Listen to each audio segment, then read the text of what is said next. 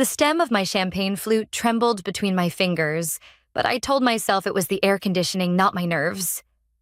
The Harper estate gleamed around me, crystal chandeliers, gold-leafed mirrors, and at least 3 live violinists tucked into corners like luxury furniture. Everything looked exactly as I remembered, which only made it worse. Sophia was radiant under the garden lights, laughing beside her fiancé as the guests swirled around them. Someone brushed past me with a tray of crab cakes I couldn't bring myself to touch. I shifted further behind a ficus near the terrace doors, hoping no one would notice I hadn't made the rounds. I knew how this story went. I'd lived it before, just not this loud. My father tapped a silver spoon against his glass. The room quieted with practiced elegance.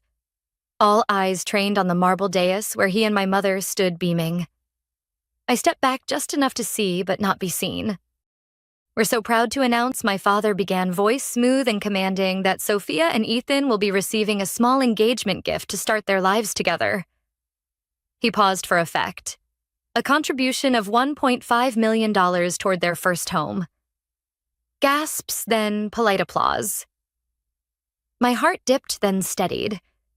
Of course it wasn't the amount that stung. It was the ease with which it was given, as if she'd simply earned it by existing correctly. But then, he turned his gaze across the room, landing on me like a spotlight.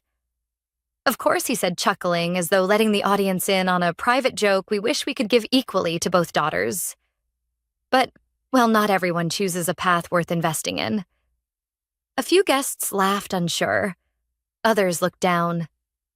The champagne in my glass tilted. I was still smiling, I think. Somewhere inside, something split, and then I felt it. A look from across the room, past the noise, past the hurt. Grandma rose. Her eyes didn't flinch. They held steady. And in that stillness, I felt the first crack of something else entirely. Something that would not break, but open. The first time I realized I didn't shine the way Sophia did, I was 8. She had just won the county spelling bee, her photo in the town paper with a gold ribbon pinned to her dress. That same week, my watercolor of the backyard roses was selected for display at the elementary school office. I showed it to my mother during breakfast, heart-thumping fingers smudged with leftover paint. She smiled absently and said, "That's sweet, Paisley. Sophia, do you want to read your thank you speech again?" That was the rhythm. Sophia dazzled. I hovered quietly at the edge of attention, collecting moments that felt like victories, but were never called that out loud. She brought home trophies. I brought home drawings. She took French lessons, joined student council, captained the debate team. I spent afternoons in the garage studio I'd set up with Grandma Rose, an old easel, a borrowed fan, and a plastic drawer full of brushes. My parents called it a phase. At 12, I won a regional art contest. They sent me a certificate with gold foil. It sat untouched on the kitchen counter for 2 days until Rose finally framed it herself. "She has something they forgot how to value," she murmured to no one in particular as she hung it above her fireplace. Rose didn't clap the loudest or insist I prove anything. She just paid attention. When I spoke about contrast and color theory, she listened as if I were saying something real. When I mentioned the way light changed after rain, she nodded and said, "You see the world differently. That's not a flaw." Sophia never mocked me. She didn't have to. Her success was a permanent mirror, always reflecting what I wasn't. And I tried for a long time to catch up. But in every photo, every recital, every dinner speech, I was the one cropped out by omission. Except in Rose's world, where I wasn't almost enough. I just was. And that memory of being enough in one person's eyes was what steadied me as I reached for the bathroom doorknob, knowing I couldn't hide there forever. By senior year of high school, I had stopped talking about painting altogether. It wasn't dramatic, just a quiet folding in. One portfolio stayed under my bed. The sketchbook disappeared into the back of a drawer. When I told my parents I'd applied to Wharton instead of the art school I wanted, they beamed like I'd finally arrived. That's the Paisley we always knew was in there. My father said, patting my shoulder like I'd just returned from some long, misguided detour. My mother ordered a monogrammed laptop case before the acceptance letter even arrived. I wore that new version of myself like a suit 2 sizes too big, never quite fitting but convincing enough from a distance. The courses numbed me. The networking events drained me. I became fluent in spreadsheets, strategic positioning, and pretending I was fine. After graduation, I took a job at a consulting firm in Midtown Manhattan. High floor, big views, a desk near the window. I cried most days before lunch. No one noticed, or if they did, they were too polite to say. It wasn't one big moment that made me leave, just an accumulation of small silences, of staring at my reflection in the bathroom mirror between meetings and not recognizing the woman who stared back. I walked out one Friday afternoon with a box of desk supplies and never returned. I didn't even tell my parents until weeks later. They thought I was taking time to pivot. That was their word for anything outside their understanding. What I did instead was enroll in evening art classes at a nonprofit downtown. I rented a cramped walk-up in Williamsburg and started sketching again, first awkwardly, then with growing urgency. The joy didn't come all at once, but something like breath did. Eventually, I launched a weekend art program for neighborhood kids who couldn't afford studio classes. We worked in parks, basements, borrowed spaces. They brought wild colors and no rules. It was chaotic and beautiful. No, I wasn't making much money. My parents called it playing teacher. But every time a kid handed me a picture they were proud of, I remembered who I had been before I was trying to be someone else. And that's who I packed in my suitcase when the invitation to Sophia's engagement party arrived. The envelope was thick cream-colored with gold embossing along the edges, exactly the kind of stationery my mother would choose for anything she wanted to feel inevitable. It arrived on a Tuesday, wedged between a utility bill and a reminder about my dental cleaning. I almost didn't open it. My fingers hovered at the edge of the flap before I slid it back in the pile unopened. But that night, I couldn't sleep. The envelope sat on the kitchen counter like it was daring me to touch it again. I called Lucas the next morning. He didn't answer, but texted back 5 minutes later. "What's wrong?" I sent a photo of the invitation and just typed, "Should I go?" He called immediately. "Do you want to?" he asked. "I want to set it on fire," I said. "So probably yes, Paisley," he said. "I mean it. If you don't go, you'll keep wondering what it would have felt like. And if you do go, maybe it doesn't fix anything, but at least you'll stop hiding from ghosts." I hated that he was right. Later that night, I pulled out the worn shoebox I kept under my bed. Letters from Grandma Rose, years worth, all in the same looping script. She never used email, never texted, only ink and paper. One from the year I left my job read, "Your path is yours to name. Don't let anyone tell you it has to sound like theirs to be worth walking." Another, "Some people build houses out of expectations. Some of us plant gardens in their cracks. I read until the sun rose." When I finally RSVP'd yes, I didn't tell anyone. I bought a thrifted black dress and a new pair of tights without holes.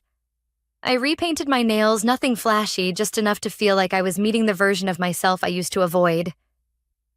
The night before the party, I packed my overnight bag, sat on the edge of my bed, and folded one of Rose's letters into the pocket of my coat. And in the morning, I took the train to Connecticut. The house hadn't changed. Same white columns, same fountain bubbling in the circular drive. Even the flowers looked staged, white hydrangeas in perfect bloom, as if they'd been ordered that way. I stepped through the front door and into a room I had memorized and never belonged in. "Darling, you made it," my mother said, kissing the air near my cheek. Her eyes scanned me head to toe like an appraisal. "You look comfortable. Would you like to borrow something from the upstairs closet?" "This is fine," I said, clutching my bag a little tighter. The first 30 minutes blurred together. An aunt I barely remembered asked if I was still doing my little art thing. Someone else mistook me for a cousin's nanny. Every conversation ended with a polite pivot to Sophia's success, as though the script had been written in advance. I found a place near the corner of the ballroom beneath a sconce that didn't flicker. I watched Sophia float across the room like she was made of light, every movement graceful, every compliment deflected with practiced humility. She saw me once and waved. I waved back, unsure if she would come over. She didn't. My father tapped his glass. The room hushed. "We're honored to welcome you tonight." He began, arm looped around my mother's waist and thrilled to celebrate this remarkable young couple. He looked at Sophia, then Ethan, her fiancé. As a small gesture to support their next chapter, Elizabeth and I are gifting them $1.5 million toward their first home.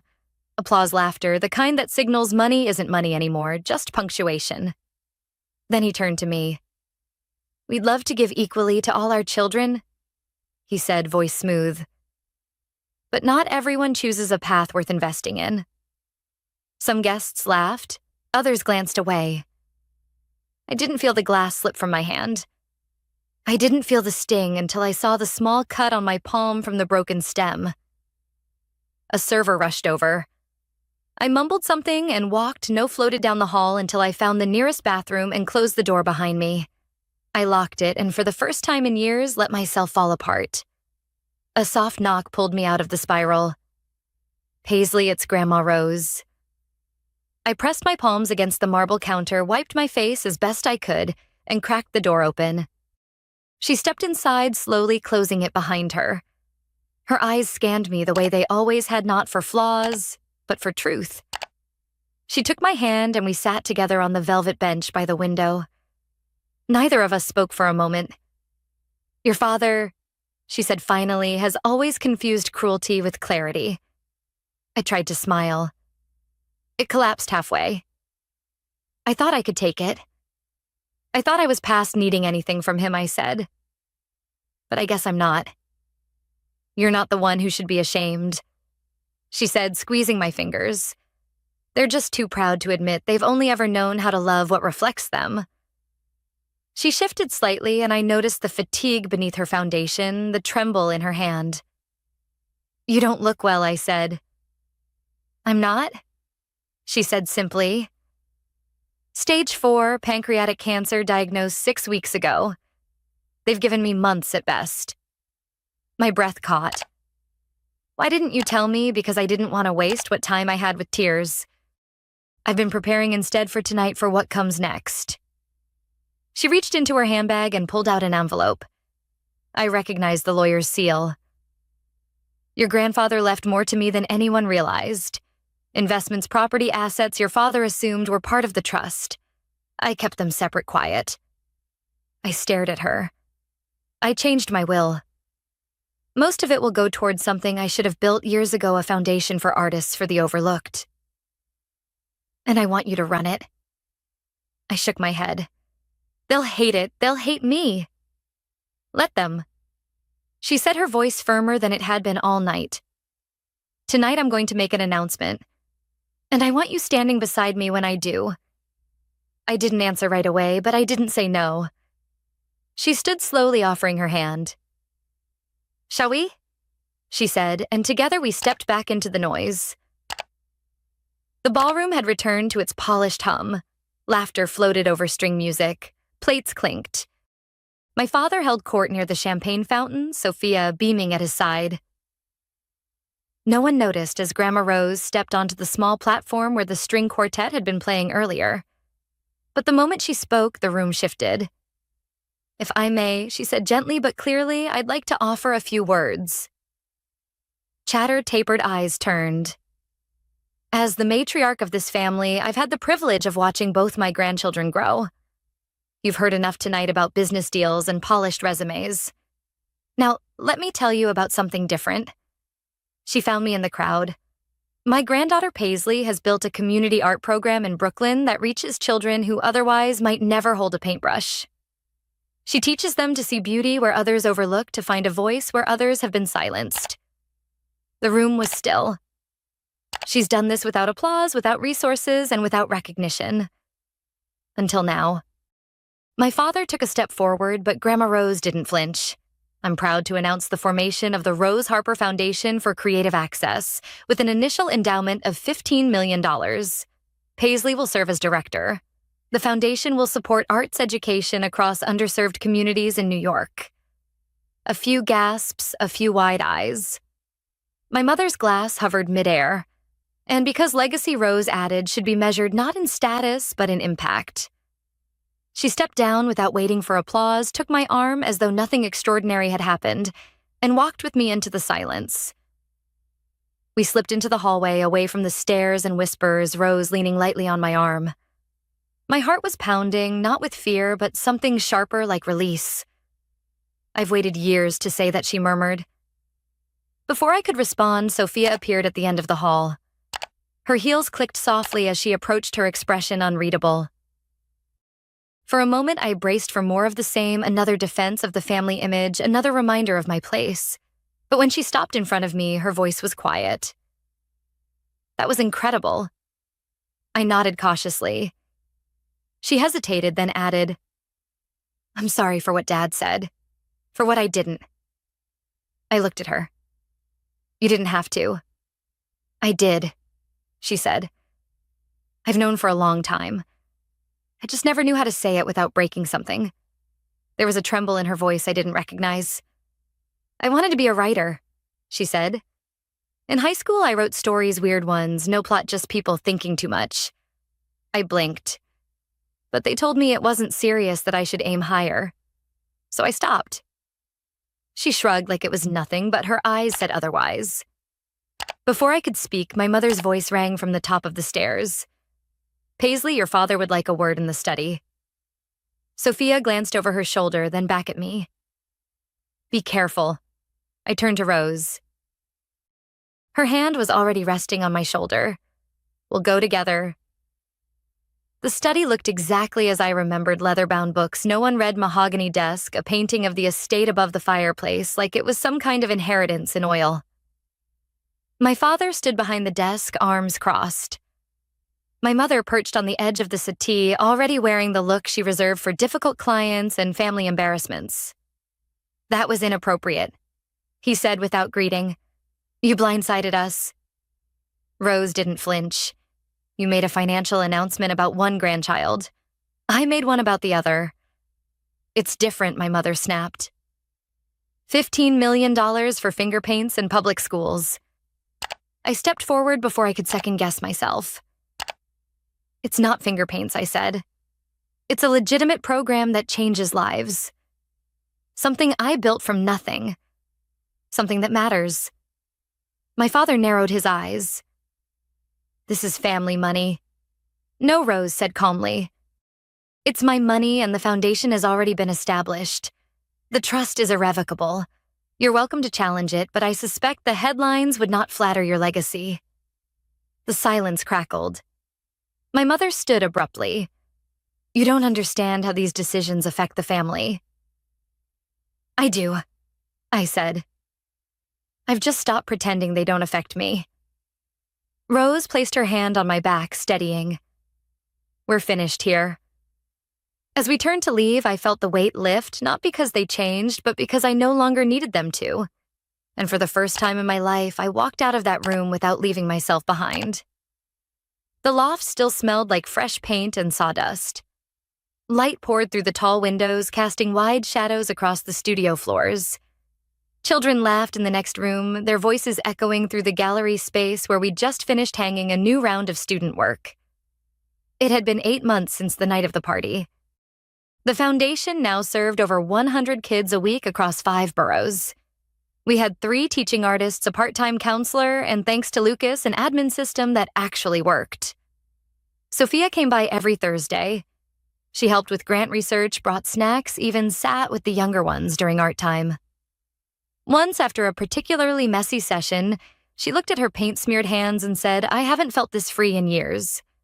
Rose couldn't come often anymore. The treatments were hard, and the walks from her apartment left her breathless. But she still called, still wanted updates, still made every decision count. Last week, she asked me to paint her. I did slowly, carefully, one brushstroke a day. Her sitting in her garden chair, wrapped in her favorite blue cardigan, surrounded by roses. Her face was sharp and soft all at once, just like she'd always been. Today, I hung the finished piece in the front entryway of the foundation. Below it, I wrote the words she once told me in a whisper and never took back. "Sometimes what saves you doesn't come wrapped in love, but in clarity." I stood there for a long time watching her watch over us and felt something settle in my chest. Not pride, not relief, but something quieter. A peace that had taken a lifetime to find. Paisley learns that her worth isn't tied to her family's expectations or their validation. Through Grandma Rose's unwavering support and the establishment of the Rose Harper Foundation, she realizes that her path rooted in art and community impact has value, even if it doesn't mirror her sister Sophia's conventional success. The public humiliation from her father and Rose's defiant announcement teach Paisley to embrace her unique vision and resilience. By stepping into her role as foundation director, she finds clarity in defining her own legacy, understanding that true fulfillment comes from authenticity, not conformity to others' measures of success. The mahogany-paneled conference room at Harrison & Associates smelled like old leather and expensive cologne. I sat at the far end of the polished table, hands folded in my lap, watching my siblings celebrate their inheritance like they'd just won the lottery. My sister Victoria, 34 and perpetually dramatic, was practically glowing as she flipped through Dad's will. The house, the vacation property in Aspen, the investment portfolio, it's all here just like we expected. My brother James nodded smugly, adjusting his Rolex. Dad always knew who he could count on. Who actually contributed to the family legacy. Their lawyer, Mr. Harrison, sat at the head of the table with several thick folders spread before him. He was a distinguished man in his 60s who'd handled our family's legal affairs for over 20 years. Right now he looked distinctly uncomfortable. And Sarah Getz. Victoria paused dramatically, scanning the document. Nothing. Absolutely nothing. She looked up at me with false sympathy. I'm sorry, sis. But Dad was clear about rewarding loyalty. James leaned back in his chair with satisfaction. Maybe if you hadn't disappeared for 5 years, things would be different. I'd left home at 23 to pursue what my family called another one of Sarah's ridiculous projects. They'd made it clear that my ideas about sustainable technology and environmental innovation were embarrassing pipe dreams that reflected poorly on the family name. I mean, what did you expect? Victoria continued. You cut off contact, missed every holiday, every family event. You made your choice. Dad died thinking you'd abandoned the family, James added. Can you blame him for leaving everything to the children who actually stayed? Mr. Harrison cleared his throat. Perhaps we should continue with the reading. Oh, this is rich, Victoria laughed, still reading. Listen to this part. To my daughter Sarah, who chose her own path over family, I leave my disappointment and the hope that she will someday understand the value of loyalty. James chuckled. Harsh but fair. I remained silent, watching Mr. Harrison's increasingly uncomfortable expression. Something was wrong. Well, something beyond the obvious cruelty my siblings were displaying. The house is worth what now? Victoria asked, pulling out her phone to calculate. 2.8 million? Plus the Aspen place at 1.2 million, and the investment portfolio. Roughly 12 million total, James said. Split between the two of us, that's 6 million each. Not bad for a day's work, Victoria smirked. Mr. Harrison was shuffling through his papers now, clearly stalling. Before we continue, I need to review some additional documentation. Additional documentation? James frowned. What kind of documentation? Well, there are some complications regarding the estate assets. Victoria looked up from her phone. Complications? What do you mean? Mr. Harrison opened one of his thick folders and pulled out a stack of papers. It appears that several of the properties listed in your father's will are no longer technically part of his estate. What are you talking about? James demanded. Those are Dad's properties. We've been to the house, the cabin. Yes, you've been to them. But according to these property records, your father sold them approximately 2 years ago. The room went dead silent. Victoria's phone clattered to the table. Sold them, she whispered. Sold them to whom? Mr. Harrison adjusted his glasses and consulted his papers. To a company called Phoenix Environmental Solutions. I felt a small smile tug at the corner of my mouth, but kept my expression neutral. That's impossible, James said firmly. Dad would have told us if he was selling the properties. Well, legally speaking, he wasn't required to inform you. And according to these documents, the sale was conducted through intermediaries to maintain privacy. Victoria was frantically flipping through the will again. But it says right here that he leaves us the house, the cabin, the investments. He left you what he thought he owned, Mr. Harrison said gently. Unfortunately, you can't inherit property that's no longer part of the deceased's estate. This is ridiculous, James snapped. Who the hell is Phoenix Environmental Solutions? Mr. Harrison consulted another document. According to the corporate filings, it's a subsidiary of Genesis Holdings, which is owned by. He paused, looking directly at me. Sarah Mitchell. The silence that followed was so complete I could hear the air conditioning humming in the walls. Sarah Mitchell? Victoria's voice was barely audible. That's you. I nodded calmly. That's me. James shot to his feet. This is fraud. This is some kind of scam. Actually, Mr. Harrison said, consulting his papers again, it's completely legal. Phoenix Environmental Solutions purchased the properties at fair market value 2 years ago. The transactions were properly recorded, all taxes were paid, and the sales were conducted through legitimate channels. But why? Victoria stared at me like I'd grown a second head. Why would you buy Dad's properties? Because he needed the money, I said simply. He needed money? James laughed harshly. Dad was loaded. The investment portfolio alone was hemorrhaging money, I finished. Has been for 3 years. Bad investments, market losses, some unfortunate business deals. By the time I stepped in, he was facing foreclosure on both properties. Mr. Harrison nodded. The records show that Mr. Mitchell was indeed in significant financial distress. The property sales allowed him to pay off his debts and maintain his lifestyle for his remaining years. Victoria was shaking her head in denial. This can't be true. Dad never said anything about financial problems. Because he was ashamed, I said. And because he knew that if he told you to, you'd panic and probably make things worse. So you swooped in like some vulture? James accused. I helped him when no one else could. Or would. Mr. Harrison opened another folder. There's more, I'm afraid. More. Victoria's voice cracked. The investment portfolio your father mentioned in his will? That was also liquidated and used to purchase shares in Genesis Holdings. James sat down heavily.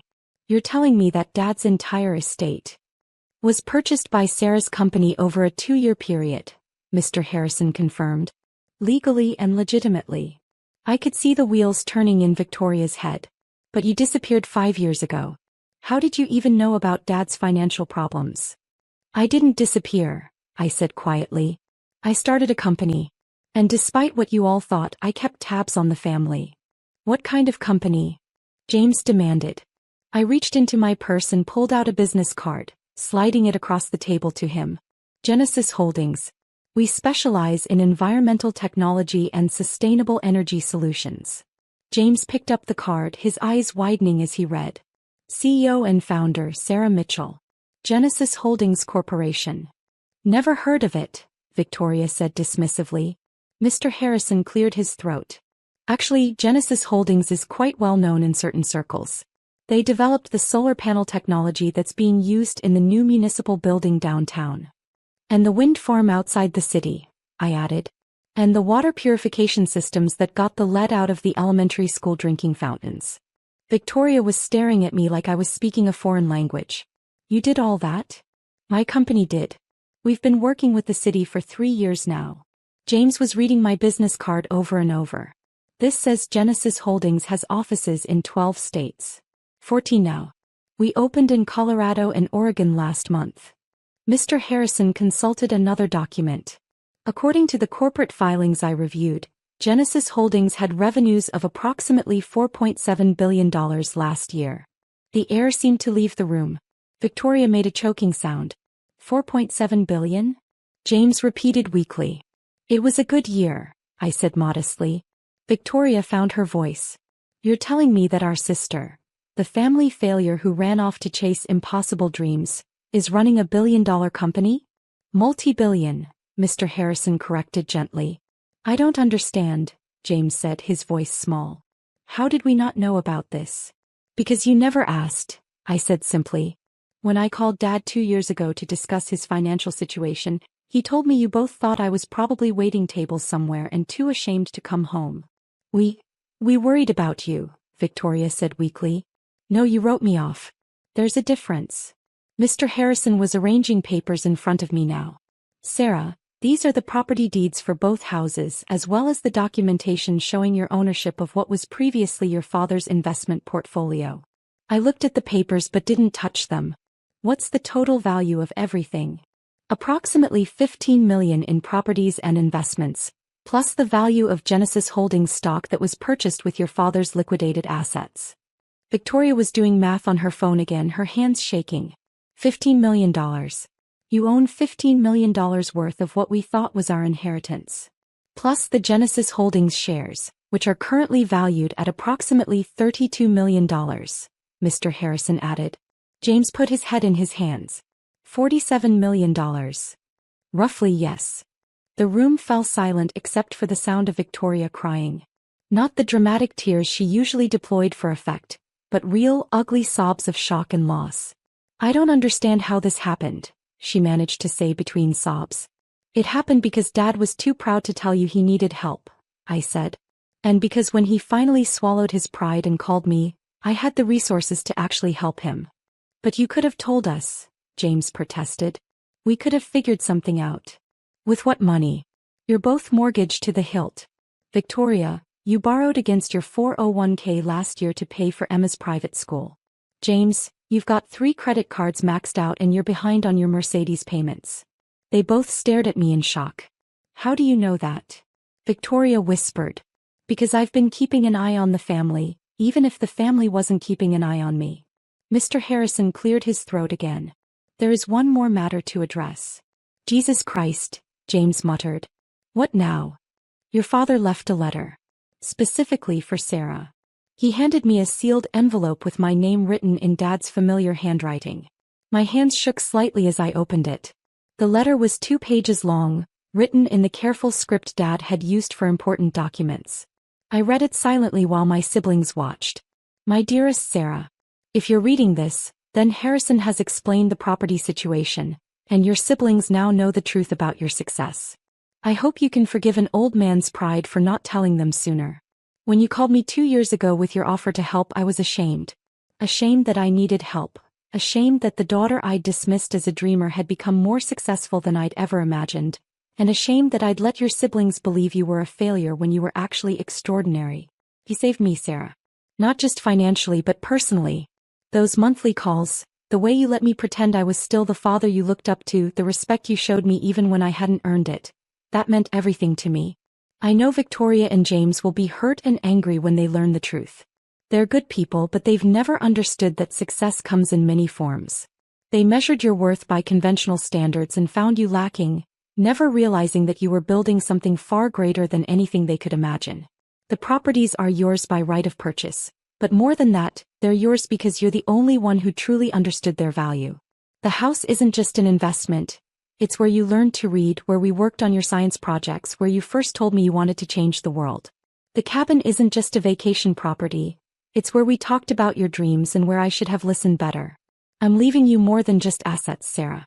I'm leaving you the responsibility of deciding what happens to this family. Victoria and James will need guidance, and despite everything, they love you. They just forgot how to show it. Use your judgment. You've never let me down. All my love and pride, Dad. Check the basement of the house. I left something for you. I folded the letter carefully and looked up to find both my siblings watching me with desperate hope. What does it say? Victoria asked quietly. I stood up and walked to the window, looking out at the city where I'd built my company and my life. It says Dad was proud of me. Sarah, James said, and his voice was different now. Smaller. We're sorry. We had no idea. That I was successful? I know. Not just that. Victoria wiped her eyes. We're sorry we treated you like you didn't matter. Like your dreams were ridiculous. We were wrong, James added. About everything. I turned back to face them. Yes, you were. So what happens now? Victoria asked. Do you throw us out? Make us pay rent to live in what we thought was our inheritance? The room was silent except for the air conditioning and Victoria's occasional sniffles. Now, I said finally, we figure out how to be a family again. But the properties, James said. The money. It's all yours. The properties are mine, I agreed. But family is more complicated than property ownership. Mr. Harrison gathered his papers. I'll leave you three to discuss the personal matters. Sarah, you'll need to sign some documents to formalize the estate closure, but that can wait. After he left, the three of us sat in silence for several minutes. $4.7 billion, Victoria said finally. I still can't believe it. Believe it? What does Genesis Holdings actually do? James asked. I mean, I know you said environmental technology, but we develop and implement sustainable energy solutions for municipalities and corporations. Solar, wind, hydroelectric, waste-to-energy conversion. We also do environmental cleanup and restoration. The solar panels on the new library, Victoria said suddenly. Those are yours. Ours. And the wind farm? Ours. James shook his head. We drove past that wind farm every time we visited Dad. I never imagined that your failure of a sister had built it? I know. Stop calling yourself that, Victoria said sharply. You're not a failure. You're the most successful person I've ever met. Success isn't just about money, Victoria. Then what is it about? I considered the question. It's about solving problems, making things better, building something that matters. Is that why you helped Dad? Even though we'd all treated you terribly? I helped Dad because he was my father and he needed help. It wasn't complicated. James leaned forward. Sarah, can you ever forgive us? I already have. The question is whether we can build something better going forward. What do you mean? I sat back down at the table. I mean, the family house needs work. The foundation is solid, but the infrastructure is outdated. I could restore it, update the systems, make it a place where family gatherings actually feel like family gatherings. Victoria's eyes lit up. You'd let us visit? I'd insist on it. Emma should know where her mother grew up. And James, your boys should have somewhere to go camping and fishing like we used to. But it's your house now, James said. It's the family house. I just happen to own it. Victoria was crying again, but these were different tears. I don't deserve your kindness. None of us deserves most of what we get, good or bad. That's not really the point. Mr. Harrison knocked and re-entered the room. I'm sorry to interrupt, but Sarah, there's one more document I forgot to mention. He handed me a folder. Your father set up a trust fund for Victoria's daughter and James's sons. It's modest, only about $50,000 each, but he wanted to ensure their education would be covered. Victoria gasped. Even after everything, he thought about Emma's education? He thought about all of his grandchildren, I said, opening the folder. But $50,000 isn't going to cover much these days. I pulled out my checkbook and wrote 3 checks, then slid them across the table. Victoria picked up her check and stared at it. Sarah, this is for $500,000. Emma's college fund just got an upgrade. James was looking at the 2 checks I'd written for his sons. This is too much. It's exactly enough. Kids shouldn't pay for their parents' mistakes. Victoria stood up suddenly and walked around the table to hug me. Thank you, she whispered. For everything. For helping Dad, for forgiving us, for being better than we deserved. James joined the hug, and for the first time in 5 years, the 3 Mitchell siblings were in the same place without anyone throwing accusations or storming out. There's one more thing, I said when they released me. Dad mentioned something about the basement. We should probably check that out. An hour later, we were standing in the basement of our childhood home, looking at a wall of framed newspaper clippings, magazine articles, and photographs. Every article about Genesis Holdings, every award, every recognition. Dad had collected them all. In the center of the wall was a blown-up photograph from the Business Journal showing me accepting an award for Environmental Innovation of the Year. Below it, Dad had written in his careful script, "My daughter, the world changer." Victoria was crying again. He was proud of you all along. He just didn't know how to say it, I replied, touching the frame gently. James found a manila envelope taped to the wall with my name on it. Inside were copies of every email Dad had sent to his friends and colleagues, bragging about his successful daughter and her remarkable company. Listen to this one, James said, reading from a printed email. He sent this to his golf buddies last year. My daughter Sarah's company just got a contract to clean up the contaminated lake outside Springfield. $15 million project. I always knew she'd do something important with her life. He showed us off at every opportunity, Victoria said, reading another email.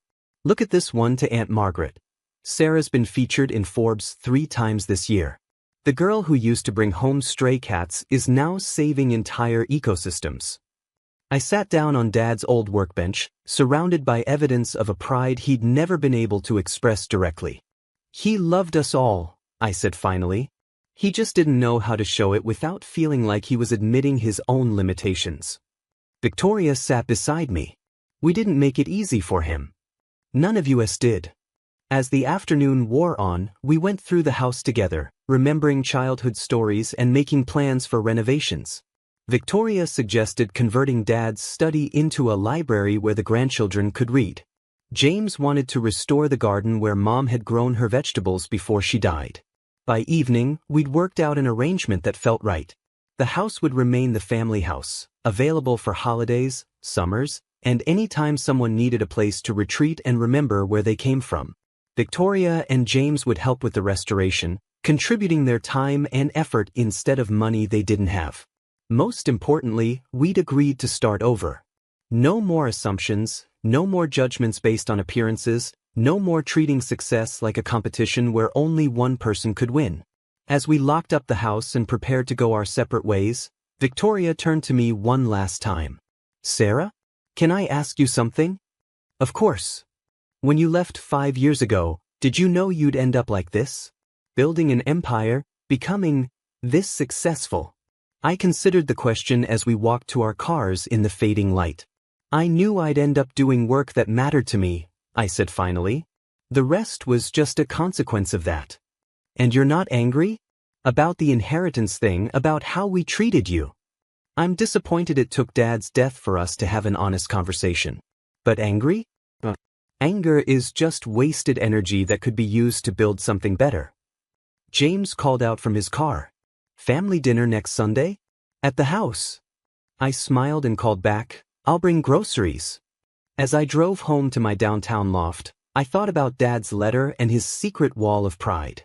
He'd understood, in the end, that success isn't about meeting other people's expectations, it's about exceeding your own.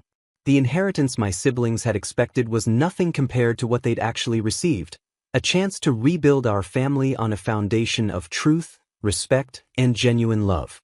That was worth far more than $15 million. Though owning the family house didn't hurt either. The turkey was getting cold, but nobody at the table seemed to care. My family's Thanksgiving dinner had turned into what felt like a public execution. Mine. I can't believe you had the nerve to show up here, my brother Marcus said, cutting his turkey with unnecessary force. After what you did to Mom's business. I sat quietly picking at my mashed potatoes. I'd driven 4 hours to be here, hoping that maybe this year would be different. Maybe this year my family would actually want me around. She destroyed everything I worked for, Mom continued, her voice rising with each word. 25 years building that consulting firm, and she sabotaged it all because she was jealous. My sister Jessica nodded along, her perfectly manicured nails tapping against her wine glass. It's true, Sarah. You always resented Mom's success. You couldn't handle that she built something impressive while you were stuck in your little government job. I looked around the dining room table. Dad sat at the head, saying nothing but nodding along with Mom's narrative. My brother-in-law David was filming parts of the conversation on his phone, probably for social media. Even my teenage nephew Tyler was smirking at me from across the table. I didn't sabotage anything, I said quietly. I tried to warn you about. Warn me. Mom's voice exploded across the room. You went behind my back and contacted my biggest clients. You filled their heads with lies about my business practices. They weren't lies, Mom. The books you showed them were perfect, she interrupted. Those financial statements were reviewed by professionals. But you couldn't leave well enough alone, could you? You had to stick your nose where it didn't belong. Marcus leaned forward, his face flushed with wine and anger. Do you have any idea how much money Mom lost because of your little whistleblowing campaign? 3 major contracts, Sarah. 3. I knew exactly how much money she'd lost. I also knew exactly why she'd lost it. But sitting here, surrounded by people who were supposed to love me, I felt completely alone. And now she's being investigated by the state, Jessica added dramatically. The State Board of Accountancy is breathing down her neck, all because her own daughter decided to turn traitor. I'm not a traitor, I said, my voice barely above a whisper. I'm a federal forensic accountant. When I saw what was happening with the books, I had to. You had to what? Mom screamed, standing up so fast her chair fell backward. You had to destroy your own mother? You had to ruin the business I spent decades building. The room went silent except for the sound of Mom's heavy breathing. Everyone was staring at me, waiting for my response. I could feel their judgment, their anger, their complete dismissal of everything I tried to tell them over the past 6 months. I tried to explain this to you privately, I said, my voice steady despite the hurricane of emotions swirling inside me. I called you 16 times. I drove here twice. I sent you registered letters. You refused to listen. Because there was nothing to listen to. Mom's face was red now, veins bulging in her neck. You were making up problems that didn't exist. My business was thriving. Your business was built on fraudulent financial statements, Mom. You were inflating revenue numbers, hiding liabilities, and lying to investors about lies. She screamed so loud that Tyler actually flinched. All of it lies. Dad finally spoke up. Sarah, I think you should leave. You're upsetting your mother on Thanksgiving. I'm upsetting her? I couldn't keep the incredulity out of my voice. Dad, do you understand what I do for a living? I investigate financial crimes for the federal government. When I discovered that my own mother was what? Mom's voice had reached a pitch I'd never heard before. Was successful. Was building something meaningful with her life while you sit in some basement office pretending to be important. The words hit me like physical blows. I'd spent 7 years earning my certifications as a forensic accountant. I'd worked on cases involving massive corporate fraud, political corruption, and organized crime. I'd helped recover millions of dollars in stolen assets and put dozens of criminals behind bars. But to my family, I was just Sarah, the disappointment who worked in a little government job. You know what your problem is? Marcus said, refilling his wine glass. You're jealous. You've always been jealous of Mom's success, and now you're using your government connections to try to bring her down. That's not it. Mom screamed again. You ruined my life. You ruined everything. I wish you were never born. The words hung in the air like a toxic cloud. Everyone at the table stared at me, waiting to see how I'd react to Mom's ultimate rejection. I stood up slowly, folding my napkin and placing it beside my barely touched plate. Okay, I said quietly. I think I should go. Good, Jessica said. Don't let the door hit you on the way out.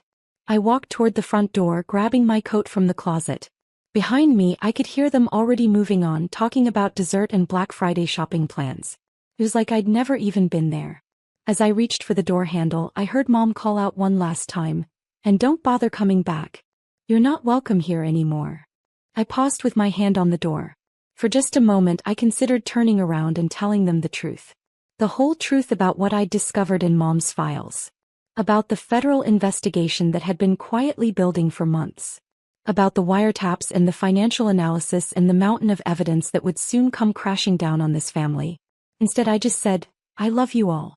I hope someday you'll understand. And then I opened the door. 3 FBI agents were standing on the front porch, badges visible, handcuffs ready. Sarah Martinez? The lead agent said. We're Agent Thompson, Agent Davis, and Agent Chin. We're here about the Hoffman financial consulting case. Behind me, I heard the sound of chairs scraping against the floor as everyone in the dining room rushed to see what was happening. Ma'am, Agent Thompson said, looking past me into the house, we're looking for Patricia Martinez. We have a warrant for her arrest in connection with securities fraud, tax evasion, and money laundering. The color drained from Mom's face as she appeared in the doorway behind me. What is this about? Agent Davis stepped forward with the handcuffs. Patricia Martinez, you're under arrest. You have the right to remain silent. Sarah, Mom whispered, looking at me with wide, terrified eyes. Sarah, what did you do? I stepped aside to let the agents do their job. I did what I had to do, Mom. I tried to warn you. 16 phone calls, remember? As Agent Davis read Mom her rights, The rest of my family stood frozen in the hallway. Marcus was filming everything on his phone, but his hands were shaking. Jessica was crying. Dad looked like he'd aged 10 years in 10 seconds. The federal investigation has been ongoing for 8 months, Agent Thompson explained to the family. We have extensive documentation of fraudulent financial statements, inflated revenue reports, and deliberate misrepresentation to investors. But I tried to help her fix it, I said quietly, more to myself than to anyone else. I tried to show her how to come clean before it was too late. Agent Chen nodded. Ms. Martinez has been cooperating with our investigation. Her forensic analysis helped us understand the full scope of the fraud. You turned in your own mother? Marcus said, his voice hollow. I looked at him, then at Jessica, then at Dad. I tried to save her. When I first discovered the irregularities in her books, I offered to help her make corrections and file amended reports. I explained that there were ways to fix this before the SEC got involved. The SEC? Dad's voice was barely a whisper. Securities and Exchange Commission, Agent Thompson explained. They've been tracking suspicious activity in Mrs. Martinez's consulting firm for over a year. As they led Mom out to the patrol car, she kept looking back at me. Sarah, please. You're my daughter. How could you do this to me? I followed them outside, my family trailing behind me like shell-shocked survivors. Mom, I gave you every opportunity to fix this. You chose to ignore me. You chose to keep defrauding your clients. I wasn't defrauding anyone, she protested as Agent Davis helped her into the car. I was helping them see the potential in their investments. By falsifying financial statements and hiding $2.3 million in liabilities? I shook my head. Mom, you stole money from pension funds. From retirement accounts. From families who trusted you with their life savings. The reality of the situation was finally starting to hit my family. Jessica was sobbing now, and Marcus had stopped filming. Dad just stood there staring at the FBI car like he couldn't process what was happening. Ma'am, Agent Thompson said to me, we'll need you to come in tomorrow to review the final evidence package. I nodded. Of course. I'll be there at 9 a.m. As the FBI car pulled away with Mom in the back seat, my family turned to look at me with a mixture of horror and disbelief. How long have you known? Dad asked. I discovered the first irregularities in March, I said. I've been trying to get Mom to listen to me ever since. And you've been working with the FBI this whole time? Jessica's voice was accusatory.